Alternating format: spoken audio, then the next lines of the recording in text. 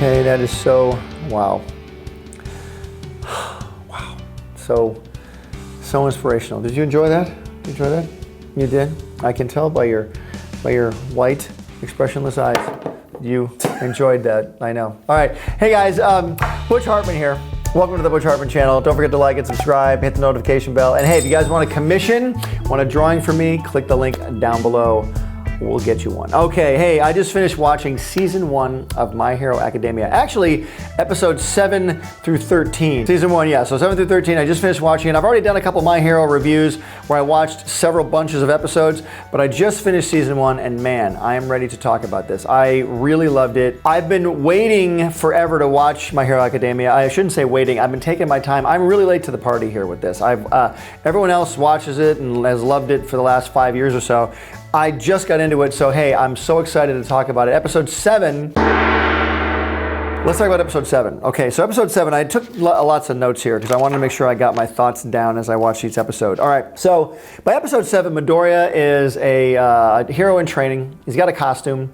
And he and the other heroes in the school, UA High. They're in UA High and they're in a training exercise and they're in a building. And they've got to, like, you know, 2 heroes become the bad guys and 2 heroes pretend they're, or 2 heroes are the good guys, 2 heroes are the bad guys. Anyway, episode 7, Midoriya and Bakugo are fighting. There's a fight at the beginning of the episode, and the animation is fantastic. I love the animation. In fact, I do a lot of drawing and work while I watch these episodes. So I'm drawing and looking and drawing and looking, and finally I had to stop drawing. I just keep looking at the show because it's so good. Bakugo almost kills Midoriya in this fight. Bakugo, it's very evident, Bakugo is a very angry dude, and he's a very prideful, envious dude, and he can't believe that Midoriya is even here, number 1.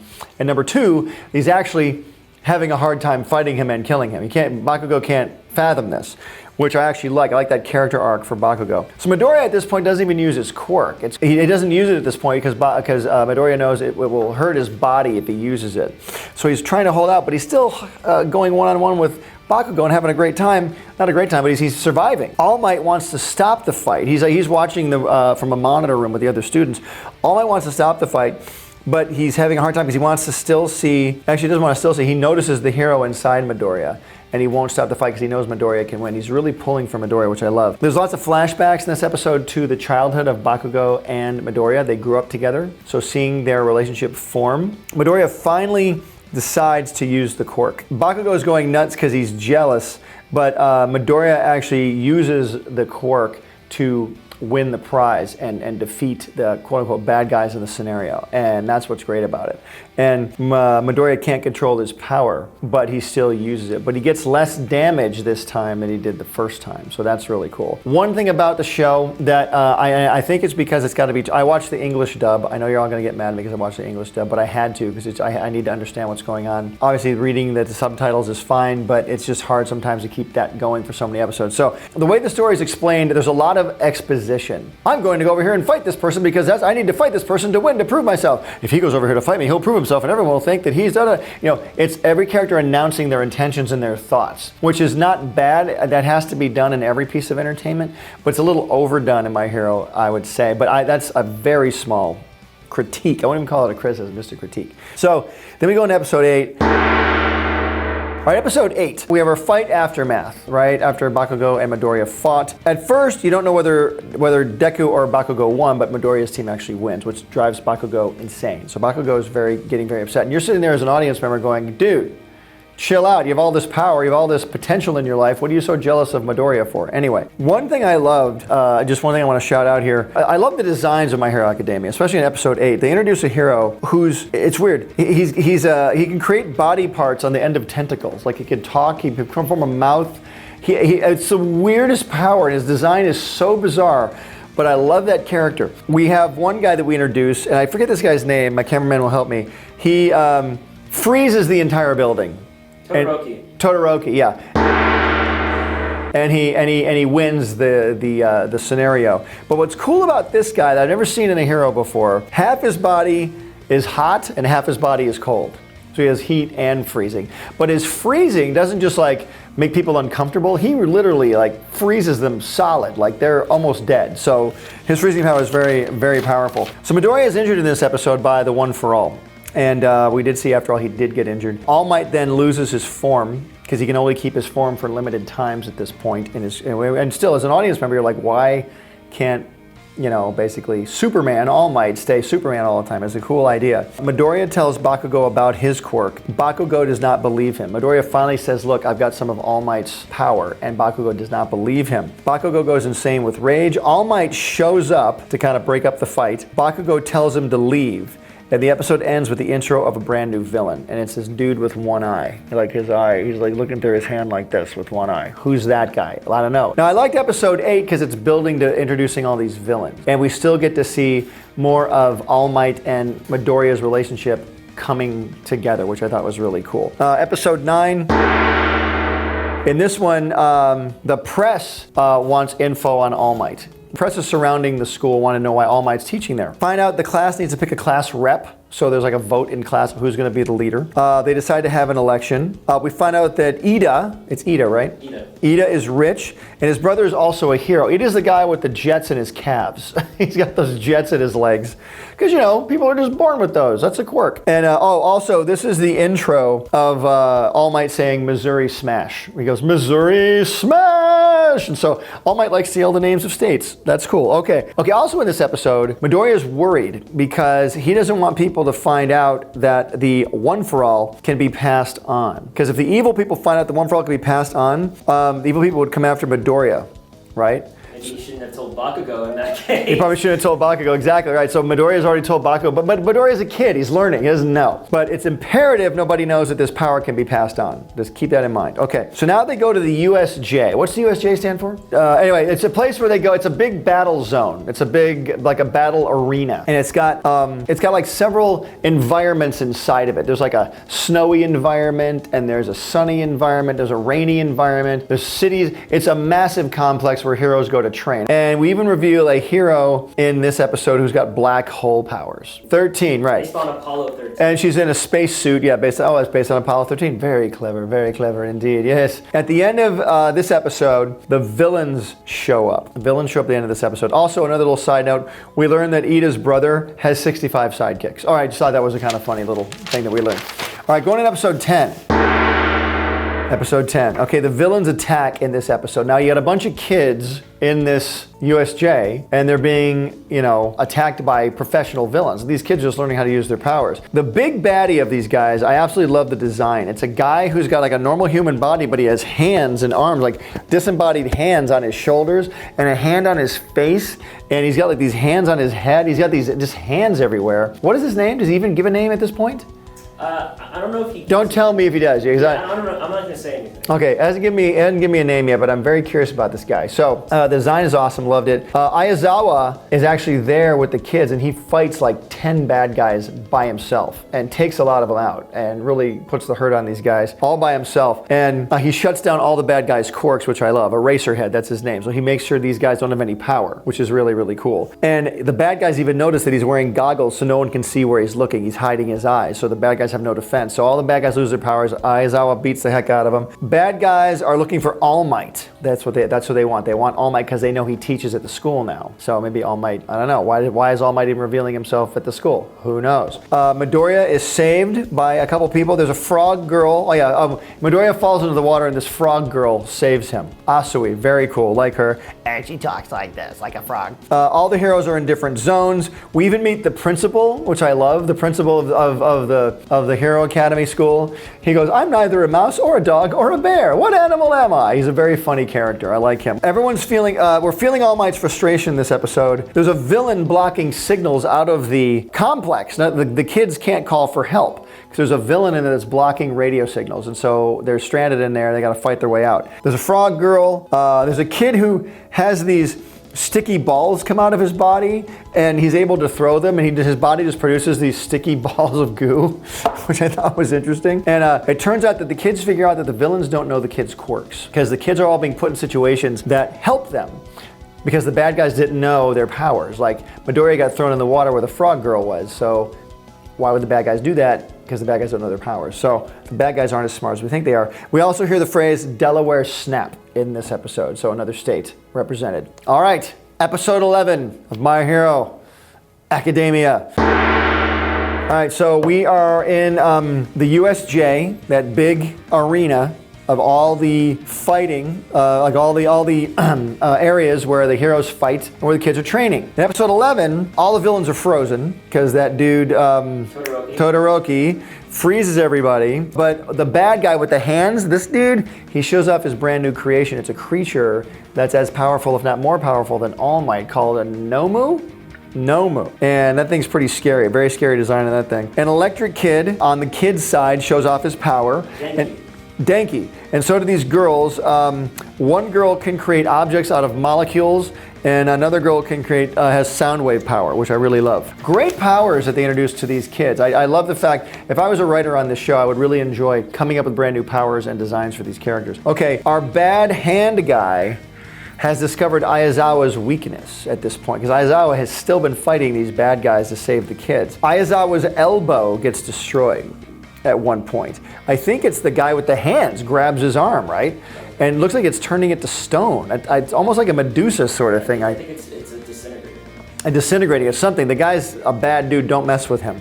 But Aizawa gets affected and his elbow almost gets destroyed. Midoriya wonders what's going on. The bad guys are about to kill Midoriya, the frog girl, and the ball kid. They're kind of like a little nerd team, the three of them, right? Midoriya gets a good smash in though. Midoriya actually uses his power, gets in a great smash, and really shows off his power. He's only got like 1% of the one for all, which is crazy. Eraserhead stops the quirk of a bad guy. The bad guy's about to grab Midoriya. The bad guy's coming really close to grabbing the frog girl. Like they do it in slow motion, the hand's coming, and Aizawa's been knocked out. You're like, who's gonna stop this? And suddenly the bad guy's power doesn't work because Aizawa has picked up his head. It has one last little bit of fight left in him. And then Nomu bashes his head into the ground, and Aizawa's out, done. During all of this, by the way, I forgot to mention, Ida has finally made it to the door and gotten out, because they were trying to get some help they were trying to get some backup from the real heroes back at the school. So Ida finally has made it out of the front door. That's a whole big sequence where he's running as fast as he can, and all these heroes are trying. Oh no, there's this black smoke dude, like this black. One villain is stopping. Yeah, one villain's trying to stop him from leaving, and this black smoke guy. What's his name? Do we know his name? Yes, we do know his name. We're going to get his name. It's Kurogiri. Kurogiri. I kept thinking he was saying Colonel Geary, but it's Kurogiri. Kurogiri, and he is stopping Ida from getting out of the door. Finally, Ida manages to get out of the door, so we know Ida's on his way to go get help. Now we go back to the place where the hand guy's about to kill the frog girl. His power gets stopped by Aizawa, who is smashed one last time. He's out, the kids are in danger. It's all about to completely end up horribly, and then All Might shows up. End of episode 11. All right, now episode 12 is extremely cool because now All Might's there. All Might's there, and he starts to save everybody. The villains are like, all right guys, if we all just team up, boom, and they're all done. Like All Might just takes them all out instantaneously. We're also introduced to the term Carolina Smash, which I like. He combines both Carolinas there. So Carolina Smash, All Might is super fast. When he hits the hand face guy, there's a flashback where All Might reminds us, the audience, how he lost his power. Part of his stomach is gone. He can only use his quirk for 3 hours at a time. And the time is ticking down. He's super All Might, but he's losing his time limit's almost up. All Might's about to lose, but then the students jump in and help save him. Thank God. They show up. Bakugo shows up. Todoroki, the freeze guy, shows up. All Might is injured. Nomu, we find out, can regenerate though. Nomu can regenerate. So All Might fights this thing. It seems to be winning, but Nomu can regenerate. So my guy Nomu seems to be as powerful as All Might, which is amazing. They also ask a question. It's a very deep question posed about which violent acts are good and which are evil. The bad guy says, oh, you think you're good. All the things you do, you think those are good things? What are the things I do? I think my things are good. So which is to say? Who's to say which is good and which is bad? A very deep question. We find out that our big mist guy, the cloud guy, the Kurogiri, he's got a weakness. He's actually a human. He's got a human body surrounded by this cloak of cloud, which is cool. All Might has a huge fight at the end where he fights the heck out of Nomu. I believe he does destroy Nomu in this episode. In fact, the fight with All Might and Nomu is super cool. We see why All Might is a hero, because he's weakened, he's hurt, and he still goes after this guy and destroys him. And the fight that they animate is really, really awesome. We also hear the phrase, go beyond plus ultra. Oh yeah. Then we go into episode 13, which I really loved. Episode 13, we find a new bad guy, a new electric dude is revealed. He's been hiding all this time. He's the one that's been blocking all the signals, the radio signals. All Might is totally weak. He's about to die. Midoriya leaps to the rescue. Midoriya is about to jump in and do a smash. He's about to die, but suddenly all these teachers, all these bad guys start getting shot.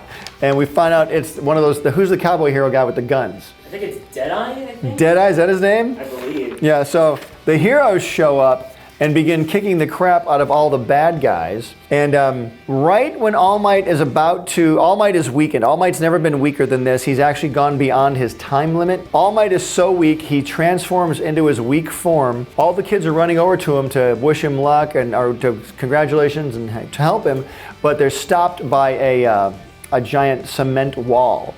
By a guy named Cementos, a name I absolutely love. Cementos, the fresh maker. It's a joke. All right. So Cementos stops these kids from seeing All Might in his weakened form.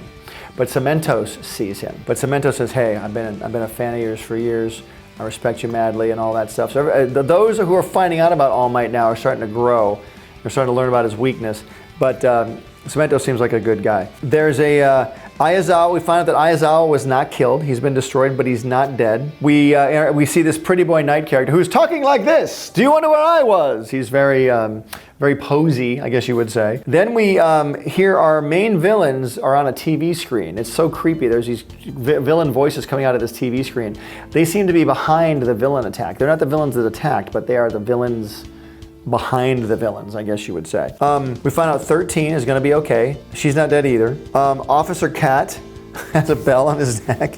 Midoriya is increasing in strength. We find out that he hasn't been as damaged by the All for One or the One for All as he was before. I thought that I made a note about this. They have some very cool cop lights in this episode. There's cop lights going, and the effects are very cool. The CGI is really nice on that. All Might's getting weaker. There's a cop, like a detective in a trench coat, who sees All Might in his weakened state. But All Might apparently knows the guy, and the detective's known this about All Might for a while, so they're friends. And All Might is a real hero. Oh, the cop's name is Sakochi. That's his name. Sakochi's the cop. And we find out that All Might is a real hero, that he cares. He really does care about Midoriya. These guys do care about each other. He really cares about him. When I was first watching the show, I thought All Might, there might be something suspicious about him, like maybe he's not the hero we think he is. I still don't know. There's some stuff up with him. I know he's a weakened hero, but I can't wait for season 2. I really think the show is great. Some standout characters that I love. I really loved, I thought 13 was a cool character. I love Aizawa. I love Midoriya. I love All Might. I think they're great. And a couple of girl characters I love. I loved the girl who can float. What's her name again? I keep getting her name. Uraraka. I love her. And the frog girl was fantastic too. And there's some really great characters in this show. And there's so many of them that the exploration is probably unlimited what we can do with these characters. I also love whenever they introduce a brand new character, they go, so-and-so, quirk is this. And they introduce the quirk and then introduce the power and explain what they can do real quick. So there's no having to go over it and all that stuff for the audience to learn. It makes it real fast. So I really loved season 1 of My Hero Academia. What did you guys think of it? Did you ever watch the entire season? If you did, what were some of your favorite moments? I've seen the school of heroes being trained and all that sort of thing. But again, it's not so much the idea, although it helps if the idea is amazing. This is a good idea. It's a great idea, but the way they've executed it is great. It's all about the execution. You know, I used to use the example of Seinfeld. Seinfeld is a show about nothing, right? But in the right hands, it was the most successful show on TV. But if you guys have a premise that's been done before, how are you going to execute it? How will you do it? That's the main thing. So keep that in mind. Okay, so rating system. Episodes 7 through 13. Okay, so we'll do 7 through 13 first. Okay, my rating system is the hand face guy, who I still don't know what his name is. That guy is 1, and All Might is 10. So All Might's 10, that guy's a 1. I'd probably give it, let's take it to an Aizawa, a 9. I'd probably give it a 9. 7 to 13, I give it a 9. So I give it an Aizawa, yeah, right there. And overall, season 1 of My Hero Academia, again, face guy, mean face guy being 1, All Might being 10. I give it a I give it an All Might. I give it a 10. I really do. I think it's a big time 10. I have a couple little things about it, but nothing worth really dinging it over. Again, I thought the dialogue was a little too expository. Hey, we should go and do this because if we do this, that'll happen. You're right. If we go and do this, that'll happen. Then we'll be able to do this. You're right. Then if that happens, we can do this. They sort of over-explain things, but again, that's a very small, minor thing. I still really enjoyed it, and I can't wait for season 2. If you guys want to see me review season 2, leave me a comment down in the comment section. Until then, don't forget, art and All Might and My Hero Academia give you power. Use it wisely. Hey Heart fans, subscribe here to keep up with me, Danny, Timmy, Dudley, Bunsen, and the NOOG Network, my new app full of cartoons, shows, and games. Download it here. Click over here to watch my most recent video, and here to start a playlist related to this video. Whoa, check out that awesome fan art. To be featured here, use hashtag HeartFanArt and tag me. I'm on every social media platform known to man. Cartoon Butch out. Pencil drop.